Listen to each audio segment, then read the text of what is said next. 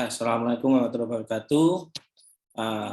Di video kali ini saya akan sedikit mengevaluasi mengenai hasil pembuatan form pada pertemuan sebelumnya.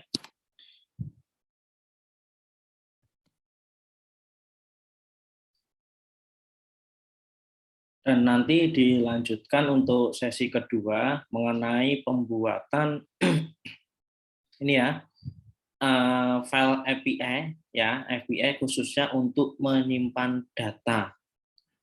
Nah, ini untuk yang form input terlebih dahulu, untuk teman-teman yang sudah mengirimkan, ini nanti akan saya ambil contoh satu kasus ya. Nah, ini satu kasus katakanlah yang paling bawah punyanya Mas Ilham. Nah, ini tampilan formnya punyanya Mas Ilham. Ini sudah di-upload di hostingnya. Nah, sedikit catatan saya. Yang pertama, ini saya cek beberapa tampilannya masih polos ya, masih polos. Kalau secara teknis ini sudah betul, sudah jadi formnya. Namun akan lebih baik ya ditambahkanlah tampilannya, template, tema atau bagaimana silahkan ya. Nah, ini yang menjadi catatan itu yang pertama. Jadi tambahkanlah warna-warna atau tema atau template apalah begitu.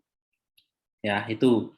Lalu yang kedua, jika teman-teman bermain aplikasi mobile dengan basic web, nah, setelah teman-teman lakukan pengujian seperti ini, teman-teman bisa mengecek hasil dari tampilannya ini jika diakses atau dibuka melalui aplikasi mobile, contohnya di smartphone.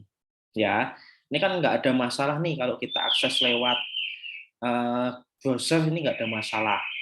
Nah, katakanlah kalau kita mau cek lewat smartphone, nah caranya gimana? Teman-teman bisa memanfaatkan Google Chrome, itu ada di More Tools, Developer Tools. Ya. Nah, nih, teman-teman bisa cek di sini. Nah, ini kalau tampilannya web, ya. Nah, ini tampilannya web, nggak ada masalah. Nah, ketika teman-teman klik di sini, ini tampilan smartphone. Nah, smartphone-nya teman-teman bisa pilih dimensinya yang smartphone jenis apa, ya. Nah, ini. Nah, kalau dikatakanlah ini tampilannya belum ini ya belum sesuai. Teman-teman kalau punya HP tampilannya aplikasinya cuma kecil segini kan belum sesuai. Nah, ini meski dibesarkan gini kan. Nah, nih, jadi ini bahasanya belum responsif. Nah, jadi silahkan teman-teman nanti, yaitu catatan kedua, buatlah sebuah form atau template yang bila mana teman-teman berencana menggunakannya ini untuk aplikasi mobile, yaitu kalau bisa yang responsif. Responsif itu apa? Mengikuti dimensi layarnya. Jadi kalau tampilannya browser mengikuti browsernya, bila tampilannya di smartphone mengikuti smartphone-nya, nah itu carilah yang responsif. Ya, nah itu carilah yang responsif. Nah nih, jadi gunakan template atau tema yang responsif. Ya, itu catatan yang kedua. Ya, jadi yang pertama tadi, kalau bisa ya formnya jangan polosan putih, tambahkanlah tema, warna, atau animasi-animasi yang lainnya. Tapi ya jangan terlalu banyak, kalau banyak kan nanti dibuka berat sekali itu animasinya. Nah, lalu catatan kedua, bila mana teman-teman mengembangkan aplikasi mobile berbasis web, gunakan yang responsif. Nah, kalau ini kan nggak responsif, harusnya seperti ini. Nah, ini jadi kalau di smartphone nanti tabelnya kecil di sebelah sini. Ini belum responsif. Nah, ini 100%-nya. Jadi kalau mau biar kelihatan mesti dibesarkan. Ya. Nah, ini mesti dibesarkan. Ini sudah tampilan HP, tampilan smartphone. Ya, itu. Nah, ini jadi catatan saya untuk form kemarin ada 2 itu. Ya, nanti bila mana ada yang ditanyakan bisa didiskusikan kembali melalui grup WA. Ya, itu. Nah, lalu berkaitan dengan materi hari ini, saya memberikan dua file, itu ada koneksi dan IPsF data. Nah, jadi teman-teman kemarin sudah ada yang WA saya, itu ada masalah dengan koneksi. Nah, ini bisa dicoba pakai file yang dari saya. Ya. Nah, ini bentuk source code-nya.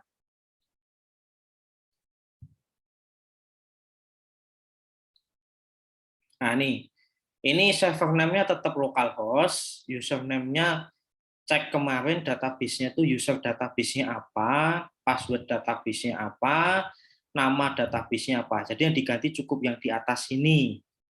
Nah, yang bawah-bawah tidak lah. Kalau sudah file ini, file koneksi namanya filenya koneksi.php diupload ke hostingnya. Ya, diupload ke hostingnya. Nah, kemudian yang file kedua itu ada file API untuk menyimpan data. Jadi kalau kembali lagi ke tadi ya, ini contoh ya. Nah, ini contoh. Nah, kalau teman-teman perhatikan di sini, ya, bentar.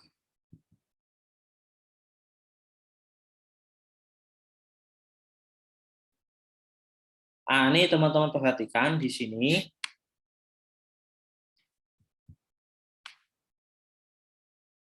Nah, ini kan formnya ini. Nah, ini ada untuk pembuatan form ini. Nah, codingnya kan ini. Nah, di sini untuk submit, nah itu dengan metode post yang dikirim ke file simpan.php. Nah, di sini saya cek file simpannya ini belum ada. Nah, ini ya. Ini belum ada. Nah, jadi di sini nanti file simpannya ini diganti dengan file IPsF data yang sudah diupload ke hostingnya. Nah, jadi URL ketika hasil jadinya di hosting itu apa, URL file IPsF datanya ini, katakanlah ini ya. Nah, misalkan punyanya Mas Ilham ini, nah ini misalkan alamatnya kan ini. Nah, kalau file IPsF data itu kalau penamaannya sama, berarti kan tinggal gini, IPsF data.php. Ini kalau udah diupload ke hosting ya. Nah, nanti URL-nya ini di-copy, dipindah ke yang action ini, dalam tanda petik action ini. Nah, IPsF data ini apa? Jadi ini sebuah fungsi, ya API itu kan application programming interface, ya. Ini sebuah fungsi untuk menyimpan data. Nah, yang dimana sudah include file koneksi tadi. Nah, di sini ada parameter. Parameter ini perhatikan yang huruf kapital. Name, nama, alamat, email kelas. Nah, huruf kapital ini sesuaikan dengan form masing-masing. Ya, contohnya punyanya Mas Ilham, ini kan ada formnya, ada 5 isian, name. Nah, isian name itu dikasih nama name, name-nya tulisannya kecil. Nah, jadi di sini nanti ya di apa namanya file API-nya tadi.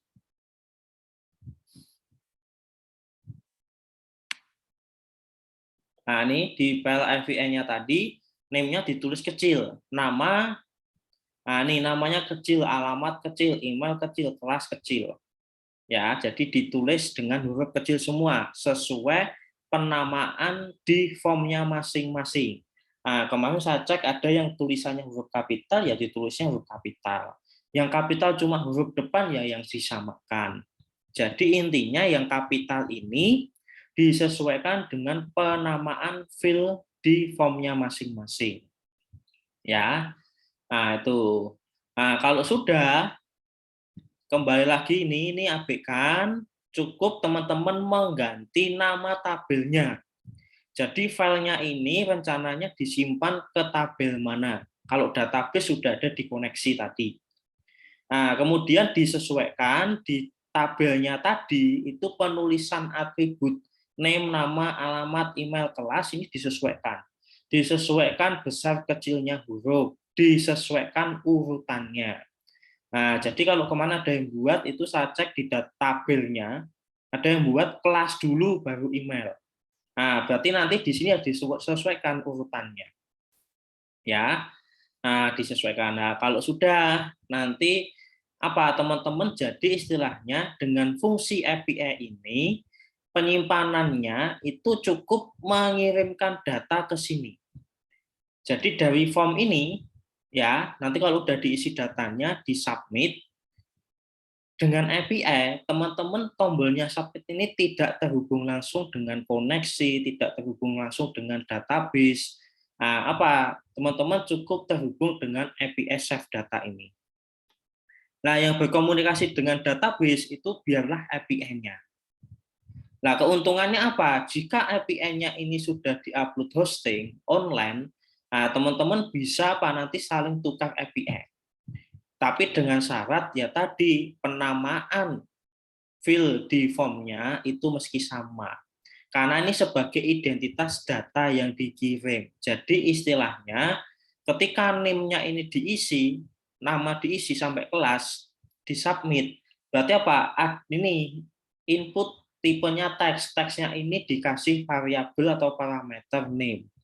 Di kedua dikasih parameter nama. Nah, dikirim ke API Save Data. Nah, ditangkap parameter ini ditangkap, disimpan ke variabel ini. Parameter ini ditangkap, disimpan ke sini. Nah, inilah yang berfungsi untuk menyimpan ke tabelnya. Ya, jadi ini silahkan dilanjut teman-teman, silahkan dicoba. Nah, nanti bila mana ada yang ditanyakan, sekali lagi boleh ditanyakan melalui grup WA. Nah, setelah saya koreksi, sudah ada satu kemarin yang menerapkan ini. Nah, ini punyanya Mbak Kusna ini, ya. Ini sudah menerapkan. Nah, ketika ini saya klik ini ya, ini bisa saya cek di sini, ya. Nah, ini sudah saya cek. Nah, di editnya ini masuknya edit.php, hapus di PHP. Nah, ini terutama yang simpan data. Nah, ini yang simpan data. Ini ya, ini yang simpan data. Ini sudah dimasukkan ke input strip aksi.php. Nah, ini ketika tadi saya cek, saya buka, ini sudah dalam bentuk file API. Ya, nah, ini sudah dalam bentuk file API. Bentar, ini. Nah, ini kok kenapa salah? Karena ini yang diakses langsung file API-nya. Nah, jadi ini tidak bisa dieksekusi karena tidak ditemukan pengiriman data name, nama, email, dan seterusnya. Jadi ini dianggap salah karena tidak ada pengiriman datanya. Mungkin dari saya cukup sekian untuk penjelasannya. Terima kasih. Wassalamualaikum warahmatullahi wabarakatuh.